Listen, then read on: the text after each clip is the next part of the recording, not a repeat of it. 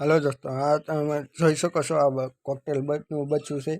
એમાં માથામાં પીસા નથી. જોઈ શકો છો તમે કે આ બચ્ચામાં આ શું કહેવાય અને શેના કારણે આ કોકટેલ બચ્ચું આવું થયું છે.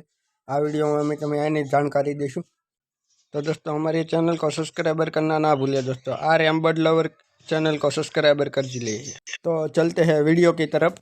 तो आ कॉकटेल बच्चू से कोंडम बच्चू कहवाय એ ફેદરે ના ખરીદાય એક એ પણ પ્રોબ્લેમ હોય ને આના પીસા એની માં હતી એ ખેંચી નાખ્યા છે. એટલે આ તમને જોઈ શકો છો, આ એની ફિમેલ છે એને કેલ્શિયમ ઘટતું હોય એટલે એના ફેદર ખેંચીને ખાય એટલે આવું આ બચ્ચું થઈ ગયું છે.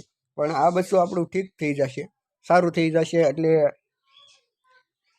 આપણે કોઈ તકલીફ નથી એમાં, કેમ કે આપણે એને મેડિસિન દઈશું એટલે પણ ફિમેલ પણ સારી થઈ જાય.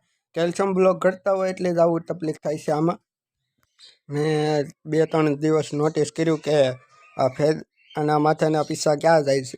એટલે મેં 2-3 દિવસ નોટિસ કર્યું એટલે ફિમેલ હતી એના પીસા ખાતી હતી, મેલ હતો એ ન ખાતી. એટલે વધારે ફિમેલમાં જ ખાઈ જાય છે.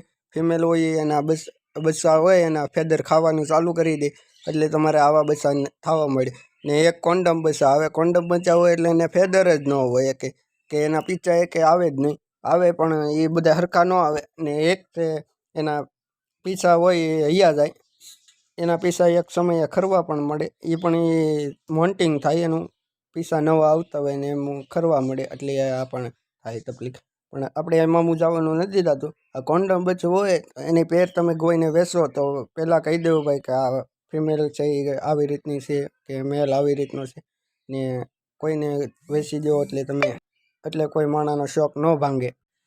તો આ અમારી પેર છે એ પણ મેટિંગ પણ કરવા મળી છે. એનું એક બચ્ચું પણ છે તોય પણ મેટિંગ કરવા મળી. કેટલા દીમાં હવે ઈંડું મૂકી દેશે એ પણ હું તમને આ વિડીયો નાખી દઈ. તો મિલતે હૈ અગલે वीडियो में, तब तक के लिए जय हिंद जय भारत.